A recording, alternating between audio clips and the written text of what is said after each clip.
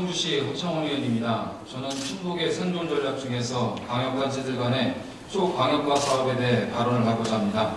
지난 7월 허태정 대전시장은 세종시와의 통합에 대해 먼저 의제를 던졌습니다.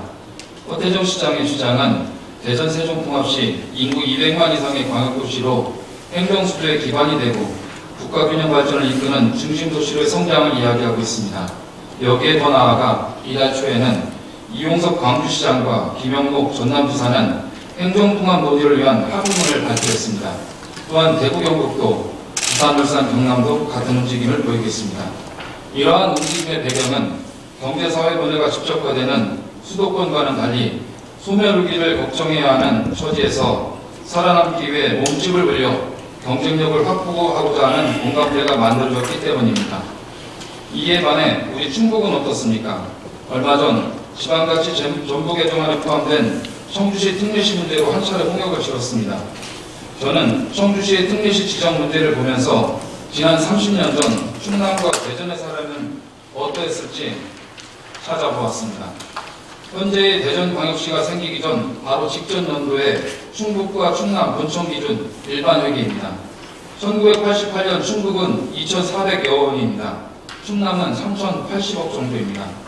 충북과 충남의 예산 대비는 약 80%입니다. 이후 89년에 대전이 직할시가 되면서 충남과 대전의 예산이 분리됩니다. 이후 30년이 지난 2019년도 말 예산 비교입니다. 충북은 4조 7천억 정도인 반면 충남은 1조 1,800억 정도입니다. 이를 비율로 보면 대전 예산을 제외하고도 77%에 이릅니다. 대전광역시가 분리되기 전 약 30년 전의 비율과 유사합니다. 이 당시 충남서 분리된 대전의 2019년도 말 예산 규모는 4조 3천여 원입니다. 그러나 30년 후 2019년 기준으로는 4조 7천억 대 10조 5천억 정도의 예산으로 변해 있습니다. 우리가 정책을 잘못해서일까요? 노력을 안 해서일까요? 저는 아니라고 생각합니다. 변화가 충남에 왔기 때문입니다. 우리 충북도 변화의 시기에 놓여 있다는 것을 우리는 알아야 합니다. 우리 도에서 특례시 지정 시에 균형 발전에 저해가 된다고 주장하는 지방세 중에서 2019년도 청주시 징수액이 얼마인가 보겠습니다. 4,395억입니다. 그러면 청주시에 지원하는 금액은 3,520억입니다. 징수금과 지원액의 차이는 875억입니다.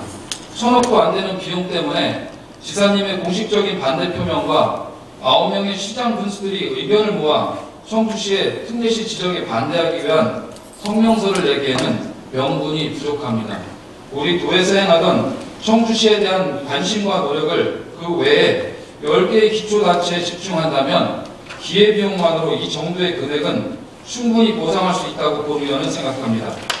청주시장도 행정특례에 의해 재정특례는 요구하지 않겠다는 소극적 대처가 아닌 충남과 대전의 사례에서처럼 공만 성장할 수 있는 방안에 대해 도와 나머지 기초단체를 설득해 나가기를 요구합니다. 본 의원은 이제 특례시 논란을 넘어서서 우리 도가 세종시 충청권과의 통합의 아젠다를 던져야 한다고 봅니다. 전국의 초광역화 움직임에서 선도적인 역할을 해야 합니다.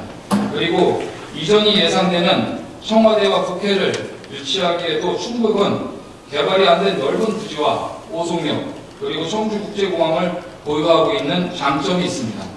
국토균형 발전의 명분과 세종역 신설로 인한 갈등을 종식시킬 수 있는 대안입니다. 어쩌면 내부의 작은 일들 때문에 우리가 나아갈 방향, 즉 비전에는 소홀하지 않았나 하는 생각이 듭니다. 본 의원은 변화는 두려움과 기회를 동시에 가져온다고 생각합니다. 우리 충북도는 변화 앞에 두려움만 보고 있지 않았나 하는 우려를 갖게 합니다. 이제라도 지사님과 집행부는 기회라는 비전을 도민들에게 설명해야 할 때입니다. 그래서 전국 아젠다에서 주도권을 잡고 충청북도의 미래 전략, 즉 비전을 제시해 주기를 간곡히 부탁드립니다. 경청해 주셔서 감사합니다.